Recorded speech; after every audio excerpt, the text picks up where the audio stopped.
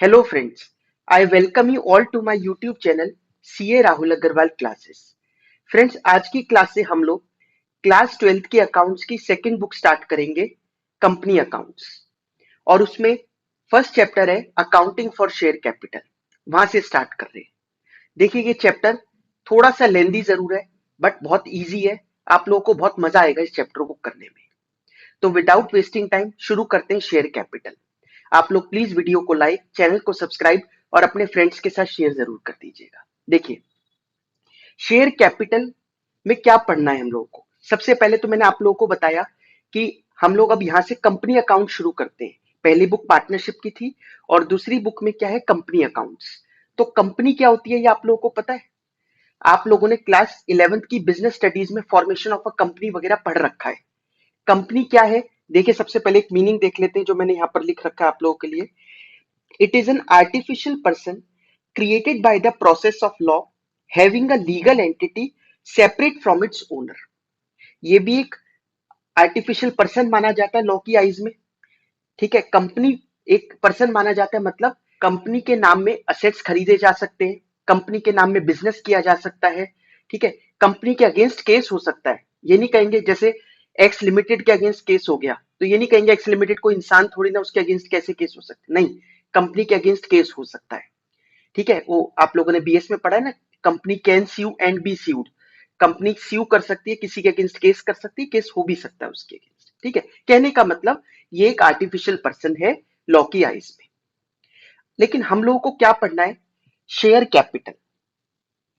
Company में पैसा arrange करने का क्या तरीका होता है। आप लोगों ने ये भी बिजनेस स्टडीज में पढ़ा है, सोर्सेज ऑफ फाइनेंस 11th में। चैप्टर 8 था ना, सोर्सेज ऑफ फाइनेंस। उसमें शेयर कैपिटल आता है। शेयर्स इशू कर कर भी कंपनी पैसे जुटा सकती है।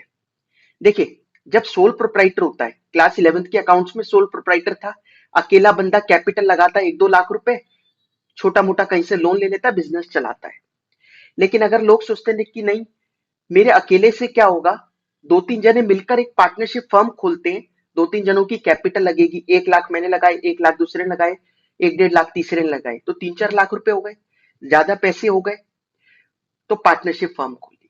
लेकिन अगर इससे भी ज्यादा पैसों की जरूरत है हमें, अगर हमें 50 लाख रुपए चाहिए बिजनेस चलाने के लिए, तो हम क्या करें। ना हम सोल प्रोप्राइटर में इतना पैसा अरेंज कर सकते, लोन भी किसको, हम लोगों को कौन देगा। जब हम अपना ही पैसा नहीं लगा रहे तो बैंक भी लोन नहीं देने वाला। पार्टनरशिप में भी हमने देख लिया कि नहीं हो पा रहा। तो हम तीसरा तरीका क्या है, हम कंपनी क्रिएट करें। कंपनी में क्या होगा, हम लोग शेयर्स इशू कर सकते हैं। देखिए, ये शेयर क्या होते हैं, आप बस एक नाम सुना होता है कि शेयर्स पढ़ रहे हैं हम, शेयर्स पढ़, शेयर कुछ नहीं। यही कैपिटल जो है, ये बहुत सारे लोग शेयर कर रहे हैं, इसीलिए इसको क्या बोला जाता है, share capital. Capital is being shared by many people. जैसे अगर 50 लाख रुपए की जरूरत है कंपनी को चलाने के लिए, तो 50 लाख रुपए की हमें जरूरत है। अब हमने क्या किया, 50 लाख रुपए ना इंडिविजुअल में मैं काम कर सकता, ना पार्टनरशिप फॉर्म में इतना अरेंज कर सकता। शेयर कैपिटल इशू करेंगे, कंपनी बनाते हैं। अब उसमें क्या किया, 50 लाख रुपए कोई नहीं लगा सकता, लेकिन 10 रुपए तो लगा सकता है। 10 रुपए तो कोई भी लगा लेगा ना। अब 10 रुपए इंटू अगर 5 लाख शेयर हो जाए, 10-10 रुपए के, मतलब बहुत छोटे छोटे पार्ट कर दिए, वेरी स्मॉल यूनिट्स कर दिए हमने अपनी कैपिटल के। और हर एक यूनिट क्या कहलाता है, शेयर। हर वो 10 रुपए का एक यूनिट जो है कैपिटल का, एक वो सबसे छोटा छोटा जो हमने हिस्सा कर दिया, वो हर यूनिट क्या कहलाएगा, शेयर कहलाएगा। समझ में आया। अब हमने क्या किया, अब न्यूज़पेपर वगैरह में इश्तेहार डाला कि हम लोग ये कंपनी क्रिएट कर रहे हैं और उसके लिए 50 लाख रुपए की जरूरत है, 5 लाख शेयर्स इशू कर रहे हैं 10-10 रुपए के। अब मैंने न्यूज़पेपर पढ़ा, मेरे को अगर इस कंपनी में पैसा लगाना है तो मैं 100 शेयर खरीद सकता हूँ। 100 रुपए इंटू 10, मैं 1000 रुपए कंपनी को भिजवा दूंगा। एक जस्ट एग्जाम्पल दे रहा हूँ आप लोग को। ठीक है, दूसरे ने देखा, उसने 200 शेयर सब्सक्राइब कर लिए, तीसरे ने 500 कर लिए, किसी ने 50 कर लिए। और हर इवन अगर एक भी शेयर आपके पास है तो आप कंपनी के मालिक हो। अगर आपने 10 रुपए का भी शेयर खरीद लिया तो भी हम उस कंपनी के मालिक है, क्योंकि शेयर खरीद रहे मतलब शेयर किसका पार्ट है, कैपिटल का। तो हम तो कैपिटल में ही पैसा लगा रहे हैं ना। और कैपिटल तो कौन लगाता है, ओनर। इट मीन्स हम कंपनी के ओनर हो गए। वो बात और है कि हम डिसीजंस तो ले नहीं पाएंगे क्योंकि मेजोरिटी हमारी नहीं है। 50% से ज्यादा शेयर्स तो हमारे पास है नहीं, तो हमारी चलेगी नहीं। लेकिन हम कंपनी के मालिक हैं, हमें प्रॉफिट में हिस्सा मिलेगा। ठीक है, और वो जो प्रॉफिट में हिस्सा मिलता है उसको डिविडेंड बोला जाता है। ठीक है, देखो नाम भी ऐसा रखा गया डिविडेंड, क्योंकि प्रॉफिट कई लोगों में डिवाइड हो रहा है, इतने सारे लोगों में, तो नाम डिविडेंड हो गया, डिवाइड कर रहे हैं हम। समझ में आई बात? तो कुछ नहीं है शेयर कैपिटल, कैपिटल के बहुत छोटे छोटे टुकड़े कर दिए हम लोगों ने, यूनिट्स बना दिए, और हर यूनिट को क्या बोलते हैं? शेयर। समझ में आई बात? तो देखिए यहां पर लिख रखा है share capital, capital of the company is divided into very small number of units and each unit is called a share. Her unit को शेयर कहा जाता है। समझ में आई बात? अब कुछ टर्म्स है इसमें, उसको पढ़ लेते हैं। पहला है ऑथोराइज्ड या नॉमिनल शेयर कैपिटल। देखिए हम लोग अपना जो अकाउंट्स के पॉइंट ऑफ व्यू से ही पढ़ना जारी रखेंगे, थोड़ी बहुत थ्योरी भी पढ़ेंगे लेकिन एग्जाम पॉइंट ऑफ व्यू से। ठीक है, मैं उसमें नहीं जाऊंगा कि कंपनी कैसे बनती है, ये सब आपके बिजनेस स्टडीज का पार्ट है। हम लोग अकाउंट्स पढ़ रहे हैं तो अकाउंटिंग एंगल ज्यादा देखेंगे। ऑथोराइज्ड या nominal share capital. Authorise share capital क्या होता है? देखिए आरओसी होती है, रजिस्ट्रार ऑफ कंपनीज, ये बीएस में पढ़ रखा होगा, फॉर्मेशन ऑफ अ कंपनी में।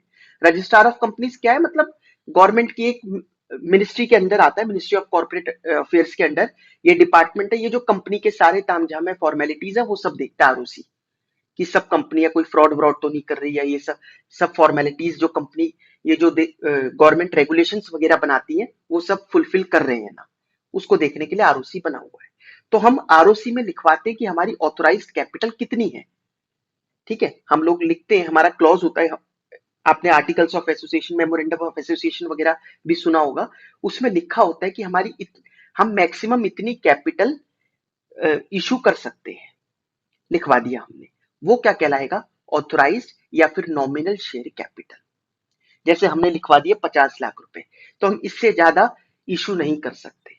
लेकिन अगर आगे बिजनेस एक्सपेंड करना हो, मन कर जाए भाई, अभी तो स्टार्ट किया तो हमें लगा था 50 लाख रुपए बहुत है ऑथराइज शेयर कैपिटल, तो क्या हम आगे नहीं ज्यादा नहीं इशू कर सकते? कर सकते। हमें अपना ऑथराइज शेयर कैपिटल अमेंड करवाना पड़ेगा बस आरओसी में, तो अमेंड करवा लेंगे, इजी है। लेकिन फिलहाल क्या है? ऑथराइज शेयर कैपिटल का मतलब है मैक्सिमम शेयर कैपिटल, इससे ज्यादा कंपनी इशू नहीं कर सकती। तो it is the maximum amount of capital that the company can issue.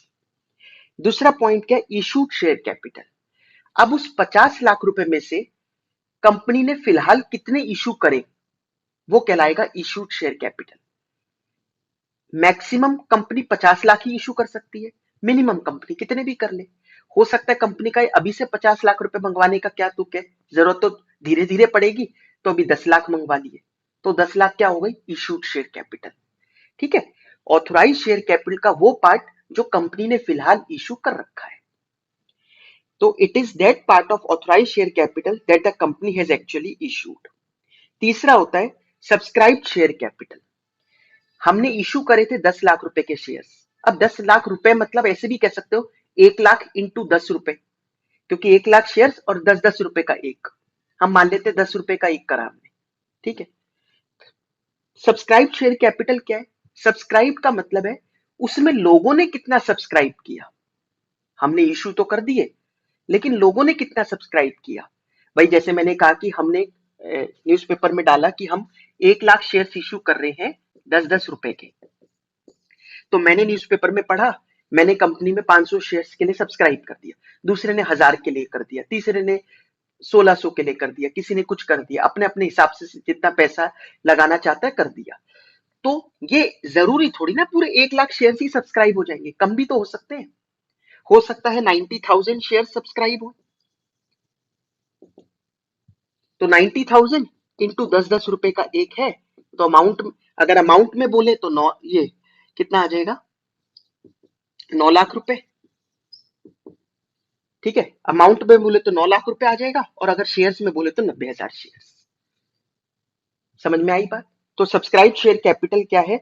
It is that part of issued share capital that the public has subscribe. देखिए एक बात को आप ध्यान से समझना, कई लोग कंफ्यूज हो जाते हैं। जब मैं शेयर शेयर बोलूं तो मतलब नंबर ऑफ शेयर्स की बात कर रहे हैं, लेकिन शेयर कैपिटल बोले तो वो अमाउंट में फिगर दिखानी पड़ेगी ना। कैपिटल तो अमाउंट में ही होता है। जैसे 90,000 शेयर्स, ठीक है, लेकिन कैपिटल कितनी आई उससे?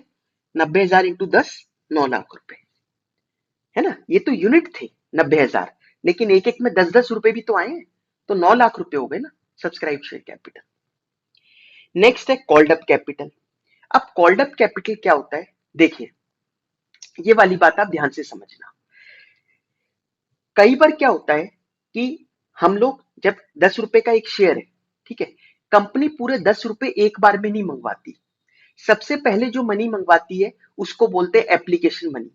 कंपनी ने लिख दिया न्यूज़पेपर में कि आप लोगों को अगर शेयर सब्सक्राइब करने तो वैसे तो 10 का है, लेकिन फिलहाल आप 3 रुपए की एप्लीकेशन मनी पर शेयर के हिसाब से जमा करवा देना अगर शेयर चाहिए तो 3 रुपीज क्या हो गई? Application money.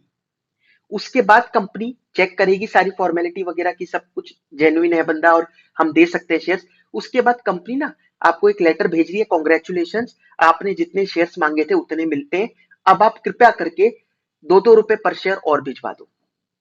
ये हो गई अलॉटमेंट मनी, ठीक है। मतलब उस 10 रुपए को डिवाइड कर दिया अलग अलग में।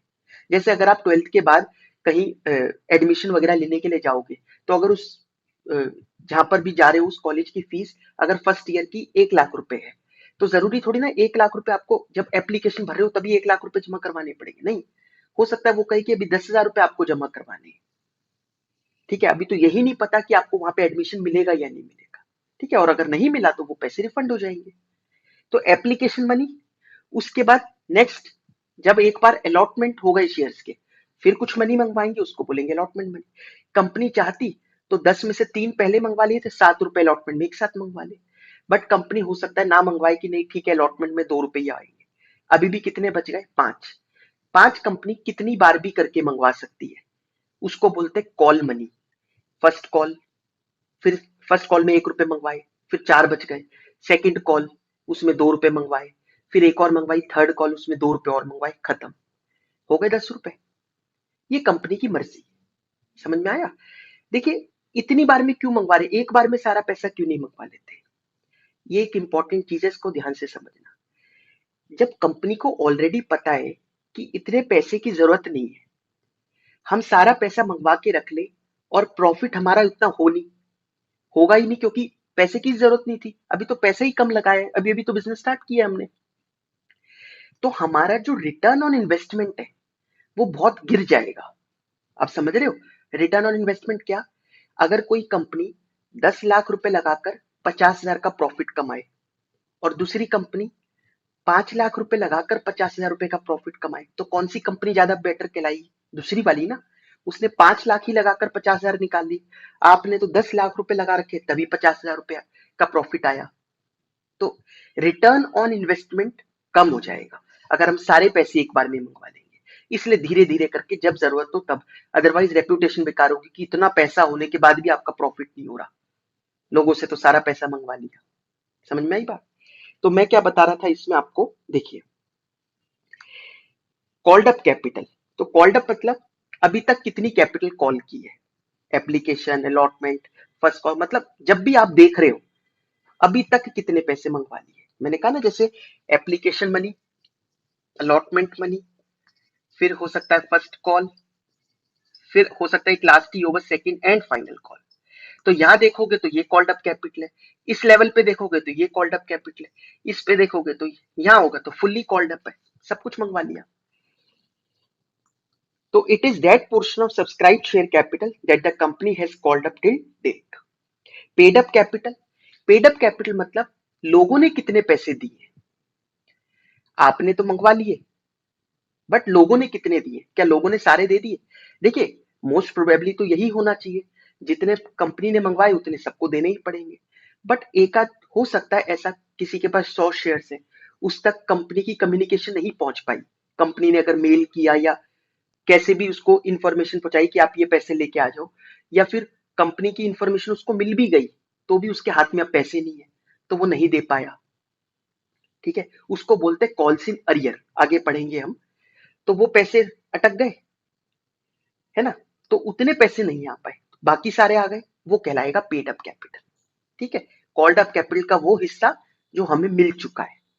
तो it is that portion of called up capital that the public has actually paid. Last है रिजर्व कैपिटल। अब कुछ कुछ लोग क्या करते हैं, कुछ कुछ कंपनीज के केस में कैपिटल रिजर्व करी जाती है कि हम, जैसे 10 रुपए का शेयर है, उसमें से 1 रुपए रिजर्व कर लिए कि 1 रुपए हम अभी नहीं मंगवाएंगे, 1 रुपए हम बहुत स्पेशल सरकमस्टांस जब होगा तब मंगवाएंगे, अभी रिजर्व करके रखते हैं, हम यहाँ पे मंगवाएंगे खर्च हो जाएंगे कहीं, फिर पैसों की जरूरत पड़ती है। जैसे आप लोगों ने अभी फर्स्ट बुक में डिसोल्यूशन ऑफ पार्टनरशिप फर्म पढ़ा। डिसोल्यूशन ऑफ पार्टनरशिप फर्म में क्या होता है कि पैसे की बहुत दिक्कत रहती है, हम सारे क्रेडिटर को रिक्वेस्ट कर रहे हो तो थोड़े पैसे कम कर लो, डिस्काउंट दे दो हमें, क्योंकि दिक्कत है, फर्म बंद हो रही है, किसी की तो दिक्कत ही हो रही है, नहीं तो प्रॉफिट ही हो रहे होते तो कौन बंद करता। तो लिक्विडेशन के इसमें, कंपनी के केस में उस डिसोल्यूशन को लिक्विडेशन बोल देते हैं। लिक्विडेशन होना मतलब कंपनी डिसॉल्व हो रही है, तो लिक्विडेशन के टाइम पर भी पैसे की दिक्कत होगी, तब मंगवा लेंगे वो 1-1 रुपए। तो स्पेशल सर्कमस्टांसेस के लिए हमने पैसे को रिजर्व करके रखते हैं कि तभी मंगवाएंगे, अभी नहीं मंगवाएंगे, वो कहलाता है रिजर्व कैपिटल। ठीक है, तो it is that part of share capital that the company has decided to call only in special circumstances, for example winding up of the company. समझ में आया, ये कैपिटल रिजर्व से अलग है। बहुत इंपॉर्टेंट क्वेश्चन बनता है, पेपर में आता है कई बार, differentiate between reserve capital and capital reserve. Capital reserve अलग चीज है। कैपिटल रिजर्व होता है जो कैपिटल प्रॉफिट्स, जो एबनॉर्मल प्रॉफिट्स होते हैं ना हमें, जो कभी कभार होते हैं, नॉन रिकरिंग नेचर के, जैसे profit on sale of old asset, कोई असेट बेचकर प्रॉफिट हुआ, वो कहां जाता है, कैपिटल रिजर्व में। तो कैपिटल रिजर्व बनता है कैपिटल प्रॉफिट से, लेकिन ये अलग चीज है, ये रिजर्व कैपिटल है, इसका उसका कोई लेना देना नहीं है, बस नाम एक दूसरे के उल्टे सीधे है। वो रिजर्व कैपिटल है, ये कैपिटल रिजर्व। ठीक है, इसलिए इसके बीच में डिफरेंस कई बार पेपर में पूछा जा सकता है।